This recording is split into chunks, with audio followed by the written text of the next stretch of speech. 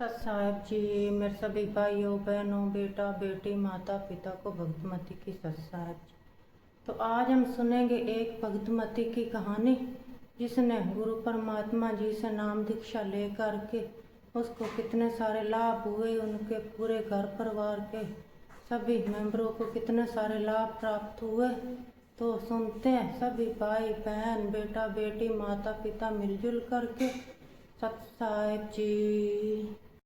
जी की जया जी ने अपने भक्ति मार्ग के सफर में अनेकों प्रकार की भक्ति साधनाएं अपनाई।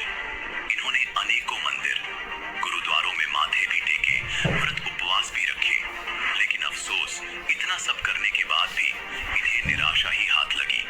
लेकिन दर्शकों, आज जया जी का कहना है कि जब से मैं संत रामपाल जी महाराज की शरण में आई हूँ, तब से मेरे जीवन की रूपरेखा पूर्ण रूप से बदल गई है। अब मैंने शास्त्र विरुद्ध भक्ति साधनाओं को पूरी तरह से त्याग दिया है और संत रामपाल जी महाराज द्वारा बताई गई शास्त्रानुसार भक्ति विधि को अपना लिया है। आइए जानते हैं इसके पीछे की सच्चाई क्या है। सुनते हैं जया कंबोज जी की कहानी, उन्हीं की जुबानी। नमस्कार जी। नमस्कार जी। क्या नाम है जी आपका? मेरा नाम डॉक्टर जया काम्बोज है। जया जी, आप कहाँ से हैं? मैं उधम सिंह नगर उत्तराखंड काशीपुर से हूँ। जया जी, संत रामपाल जी महाराज से नाम दीक्षा आपने कब ली? संत रामपाल जी महाराज से 2015 में नाम दीक्षा ली मैंने। जया जी, आपने क्या क्या भक्ति साधनाएं की अभी तक? हम सभी देवी देवताओं की भक्ति करते थे, सभी तरीके के व्रत रखते थे। दुर्गा माता के व्रत रखना, संतोषी माता के व्रत रखना, भोले भगवान के, विष्णु भगवान के और हनुमान जी के, इन सभी देवी देवताओं के व्रत रखते थे और हफ्ते के सारे हफ्ते व्रत करते थे। पूरा हफ्ता हमारा व्रत में गुजर जाता था। उसके बाद हमारे पिताजी हमेशा से ही चाहते थे कि हम कोई गुरु बनाए, तो हमने जब गुरु बनाने चाहे तो मिले नहीं कोई गुरु, ढूंढते ढूंढते।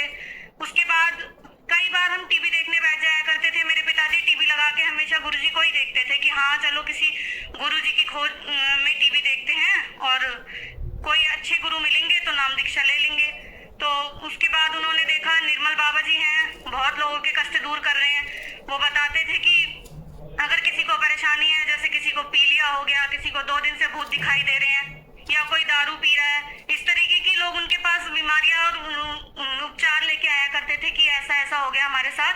तो वो बताया करते थे कि हाँ वहाँ देवी जी का मंदिर है, वहाँ बोतल चढ़ा देना या फिर समोसे खिला देना, गरीबों को बांट देना। इस तरीके से बताते थे वो। तो हम मान जाते थे कि हाँ, हमें जब ज्ञान नहीं किसी चीज का तो हम मानते थे कि हाँ हो सकता है ऐसा करने से हमारे थोड़े पुण्य बढ़े और हमें गुरुजी मिले, तो हमें भी थोड़ी मोक्ष की चाह थी कि हमें भी मोक्ष मिलेगा। तो चाह थी एक गुरु बनाने की, तो सोचा निर्मल बाबा जी को बना लेते हैं, क्योंकि उनका सत्संग देखते थे, समागम किया करते थे वो। उसके बाद हम वहां जाने की सोचते थे कि चलो, टीवी में देखते देखते जब उन पर विश्वास बढ़ता चला गया तो हमने सोचा चलो हम वहां चले जाते हैं, एक बार निर्मल बाबा जी के दर्शन करके आएंगे और उनका समागम देख कर आएंगे। वहां जाने के लिए तो बहुत पैसे की जरूरत थी, पर पैसा हमारे पास था नहीं और हमने निर्मल बाबा जी को गुरु बना लिया। उसके बाद भी हमने सभी देवी देवताओं की भक्ति करी। जैसे मेरे पापा जी हैं, बृहस्पतिवार का व्रत किया करते थे। उसके बाद मंगलवार का व्रत मेरे भैया करते थे, हनुमान जी का व्रत। मम्मी शुक्रवार का व्रत करती थी और मैं भी विष्णु भगवान को, श्री कृष्ण जी को बहुत माना करती थी। बचपन से ही हम कृष्ण जी के बहुत बड़े पुजारी थे। सब कुछ करे जा रहे हैं लेकिन फिर भी कोई लाभ नहीं मिल रहा। उसके बाद फिर थोड़ा सा संकोच आया मन में कि गुरु बनाना चाहिए। गुरु भी बनाया, लेकिन फिर भी हमारे जो घर के कष्ट हैं, मेरे पिताजी बहुत दारू पीते थे। बचपन से जब हम छोटे छोटे थे, हमने तब से अपने पिताजी को दारू पीते देखा है। हमारे गृह कलेश इतने थे कि सर आप विश्वास नहीं करेंगे कि हमें 2 टाइम की सूखी रोटी नसीब नहीं होती थी गृह कलेश की वजह से। इतनी दारू पिया करते थे मेरे पिताजी। हमारी माँ ने हमें पढ़ाया लिखाया, पिताजी भी सपोर्ट करते थे, ऐसा नहीं है, पर जो उनकी एडिक्शन थी, जो उनका दारू पीने का था कि हाँ मुझे दारू चाहिए ही चाहिए, तो उसमें वो अपनी सैलरी कर दिया करते थे खत्म। उसके बाद हमारी माता जी ने पढ़ाया लिखाया, सब कुछ किया हम लोगों का और काफी स्ट्रगल किया हम लोगों ने, पर हम लोगों को गुरु बनाने के बाद भी कोई लाभ नहीं मिला।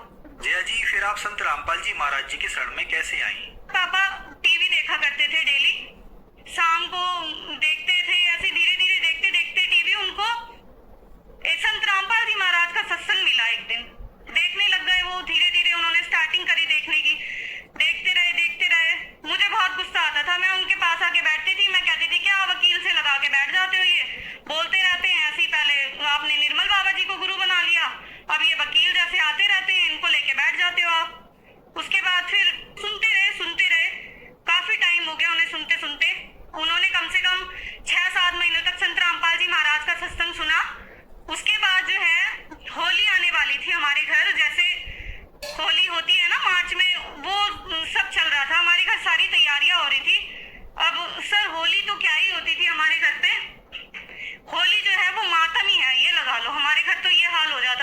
होली आती थी तो ऐसा होता था कि पिताजी हमारे पूरे दिन दारू पीते रहते थे, नॉनवेज बनता था, नॉनवेज खाते थे, उनके जो फ्रेंड्स हैं वो भी आया करते थे और सारे दिन मतलब हमारा यही होता था।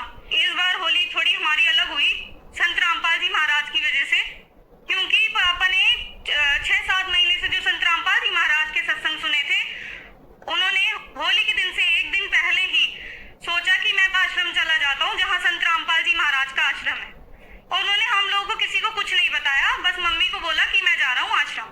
मम्मी ने कहा कि पता नहीं क्या हो गया, हमेशा तो होली को लेके इतने एक्साइटेड रहते हैं और अब इन्हें एकदम से आश्रम जाना है, वो भी इतनी दूर है। वो हम स्कूल से आए तो मम्मी बोलती है पापा तो तुम्हारे गए आश्रम।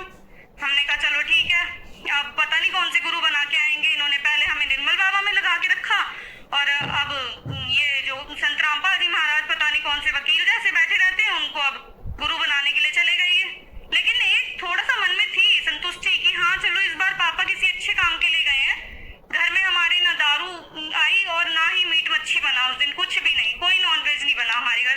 पहली होली जन्म से लेके अब इतनी बड़ी हो गई मैं, अब तक की पहली होली ऐसी थी हमारी, हमने इतनी सुकून की होली बिताई। फिर उसके बाद पिताजी ने मेरे वहां जाने के बाद नाम दीक्षा ली संत रामपाल जी महाराज से। वो घर आए, उन्होंने हमें सारी बातें बताई कि संत रामपाल जी महाराज के यहाँ कोई भी गरीब कोई भी अमीर इस चीज का कोई भेदभाव नहीं होता। रिच एंड पुअर जो है सब एक ही लाइन में बिठाए जाते हैं और सबको देसी घी का भंडारा करवाया जाता है, हर तरीके से उनको अच्छे से ट्रीट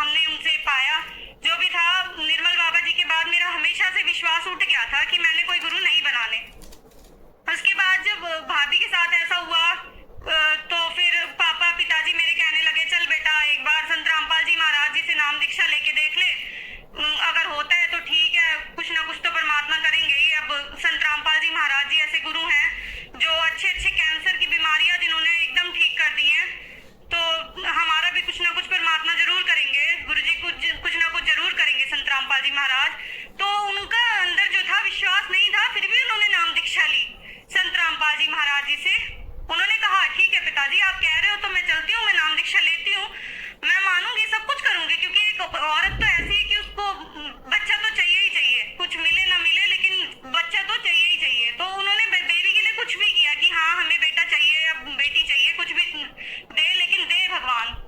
उसके बाद जब मिसकैरेज होने के बाद डॉक्टर्स ने ऐसा कह दिया कि अब कुछ नहीं हो सकता, तो वो बहुत हताश हो गई थी और बहुत रोती थी, डिप्रेस्ड हो गई थी। फिर गुरुजी से नाम दीक्षा ली, संत रामपाल जी महाराज से उन्होंने, पिताजी के कहने पे। उनके साथ मैं भी आई थी काशीपुर ढकिया, जहाँ मेरी शादी हुई है, यहाँ पे ही नाम दीक्षा केंद्र है ढकिया में, ढकिया नंबर 1 में। तो यहाँ मैं भी आई उनके साथ कि चलो भाभी आप चल रहे हो तो मैं भी चलती हूँ, देख के आती हूँ। फिर मैं आई उनके साथ, वो तो नाम दीक्षा लेने आई थी। मैंने इन लोगों का सब व्यवहार देखा, सबको देखा कि हाँ किस तरीके से सिंप्लिसिटी से लोग रह रहे हैं। मतलब आज के जमाने में इतने दिल के साफ लोग और ऐसे सिंप्लिसिटी से यहाँ रह रहे हैं, उनको देख के मतलब थोड़ी हैरानी सी हुई कि क्या ये कोई नया जगत है क्या, अलग ही सारा माहौल था यहाँ पे, देख के सबको हैरानी सी हुई थोड़ी। तो मैंने कहा चलो ले लेते हैं नाम दीक्षा। नाम दीक्षा लेने में क्या मुझे बंदी थोड़ी ना बना लेंगे संत रामपाल जी महाराज अपने पास, कर तो मैं सभी लूंगी। संत रामपाल जी महाराज से मैंने भी नाम दीक्षा ग्रहण की, मेरी भाभी ने भी की। कुछ टाइम बाद 4-5 महीने हुए, she get pregnant and all because of संत रामपाल जी महाराज। और उसके बाद अब उनके 2 बेटे हैं, सब कुछ संत रामपाल जी महाराज की वजह से हुआ। मेरे पिताजी जो बचपन से एडिक्टेड थे, दारू पीते थे, नशा करते थे, उन्होंने नशा छोड़ दिया। हमारी आर्थिक स्थिति बहुत सुधरी। मेरी भाभी जो कभी प्रेग्नेंट नहीं हो सकती थी, ओवरी इन्फेक्टेड थी उनकी, वो 2 बच्चों की माँ है और बेटे हैं दोनों, परमात्मा की दया से, उनके गुरुजी की संत रामपाल जी महाराज की दया से। उसके बाद संत रामपाल जी महाराज जी की दया से मेरी शादी हुई, 17 मिनट में रमेड़ी हुई, बिना दान दहेज के। कोई एक पैसे का दान दहेज नहीं लिया इन लोगों ने हम लोगों से, कोई भी। ये भी संत रामपाल जी महाराज के शिष्य हैं जो मेरे हस्बैंड हैं, तो उन्होंने 1 रुपए का दान दहेज नहीं लिया। और ना मैं घर से अपनी एक जोड़ी कपड़ा लेकर आई थी, कुछ भी नहीं लेके आई। मेरे जो यहाँ पिताजी माताजी हैं, उन्होंने सब कुछ अरेंज करके रखा हुआ था मेरे लिए पहले ही।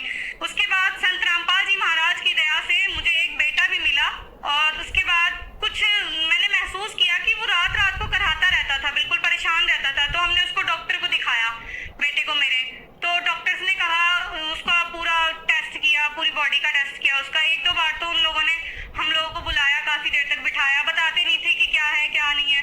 फिर उन्होंने टेस्ट किया तो मेरे माता पिता गए थे, मेरे जो इन-लॉज हैं वो वहाँ गए थे। उनको बताया उन्होंने कि इसको लेफ्ट लेग में जो है हर्निया है, इसको बेटे को इनके। तो इन्होंने मुझे नहीं बताया, बाद में मुझे बताते हैं कि ऐसा ऐसा है। डॉक्टर्स ने बोला है कि जब ये 10 kg का हो जाएगा तो इसका जो है ऑपरेट करके ये लेफ्ट लेग का जो हर्निया है, जो कि सिर्फ ऑपरेशन से ही ठीक होता है, तो ये निकालना पड़ेगा इसको, सिजेरियन करके जो भी करना है ऑपरेशन करके इसको जो है निकालना पड़ेगा। ये ऐसे ठीक नहीं हो सकता जब ये पूरे 10 किलो का हो जाएगा। तो बहुत रोए, बहुत घबराती थी मैं, परमात्मा मुझे इतना प्यारा बच्चा दिया है आपने, उसके बाद मेरे को ऐसे कैसे, मेरे बच्चे को हर्निया हो गया और क्या होगा मेरे बेटे का। इतनी परेशान हो गई थी मैं कि संत रामपाल जी महाराज क्या करूँ मैं, मेरे इतना सुंदर बेटा दिया है आपने मुझे, और उसके बाद मेरे बेटे को हर्निया ऐसा कैसे हो गया, कहाँ हमसे कोई गलती हो गई। तो संत रामपाल जी महाराज जी को हमने फिर अरदास लगाई, नंबर से अरदास लगाते हैं संत रामपाल जी महाराज को। तो वहां से आया, बिटिया घबराओ मत, भक्ति ठीक करो अपनी, सब कुछ ठीक हो जाएगा। उसके बाद संत रामपाल जी महाराज की दया से सब ठीक हुआ। और जो बेटा मेरा बिना ऑपरेशन के ठीक नहीं हो सकता था, वो भी एकदम भगवान संत रामपाल जी हमारे लिए तो भगवान ही है। संत रामपाल जी महाराज जिन्हें हमने गुरु बनाया है, ऐसा आज तक नहीं हुआ कि हमें इतने लाभ कहीं मिले हों, हमारी मन की इच्छा पूरी हुई हो।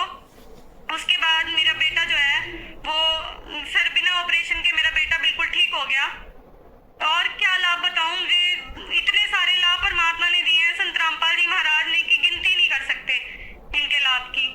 जया जी, आज साइंस और टेक्नोलॉजी का जमाना है। आप एक डॉक्टर हैं, जहाँ पर मेडिकल साइंस मना कर देता है कि इस बीमारी का ऑपरेशन होगा या ये बीमारी लाइलाज है, लेकिन संत रामपाल जी महाराज उस बीमारी को बिना ऑपरेशन से ठीक कर देते हैं या बीमारियां ठीक कर रहे हैं। ऐसा कैसे संभव हो रहा है? जो मेरे साथ हुआ है, मैं तो बस उस चीज को जानती हूँ कि संत रामपाल जी महाराज जी से मिलने के बाद मेरे सामने मेरा बेटा जो इतना तड़पा करता था, उसको हर्निया थी, इतना परेशान हुआ करता था, वो बिल्कुल संत रामपाल जी महाराज की दया से बिना ऑपरेशन के सिर्फ और सिर्फ 10 दिन के अंदर उसकी हर्निया गायब हो गई। तो मैं इस चीज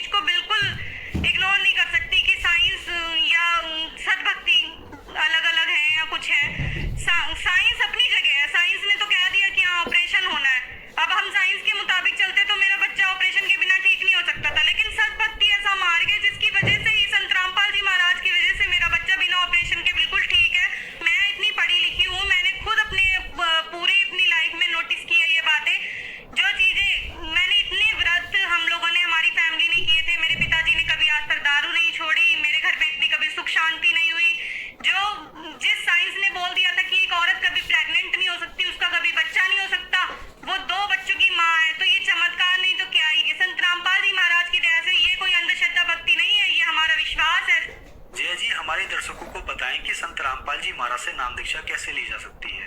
टीवी चैनल पे जो सत्संग आता है उसमें एक पट्टी नीचे चलती है, उस पे भी नंबर दिए गए हैं, हम उस पे फोन करके पता लगा सकते हैं। उस पे फोन करेंगे हम, हमें वो लोग सारी बातें बताएंगे कि आपके आसपास कौन सा ऐसा नामदान केंद्र है जहाँ जाकर आप नाम दीक्षा प्राप्त कर सकते हैं। और हर जगह संत रामपाल जी महाराज के नाम दीक्षा केंद्र खुल चुके हैं आज, और जगह जगह से लोग नाम दीक्षा प्राप्त कर रहे हैं संत रामपाल जी महाराज की। धन्यवाद जी। धन्यवाद। दर्शकों और बहुत नीरे सा दाव, ये दाव है आपका।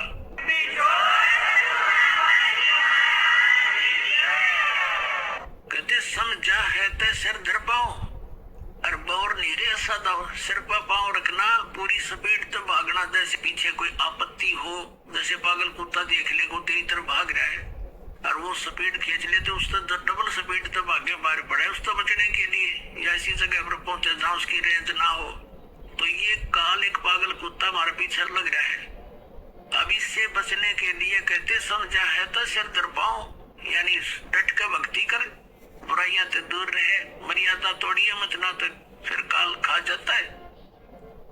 और बहुत ही ऐसा दाव, अब ये दाव है आपका, ये गोल्डन चांस है, ये भक्ति का मिलना, इसमें मनुष्य ने आपको प्राप्त होना और इस दास का प्राप्त होना, ये योगों पाचा सहयोग जुड़ा करते जो आज आपके जुड़ गए।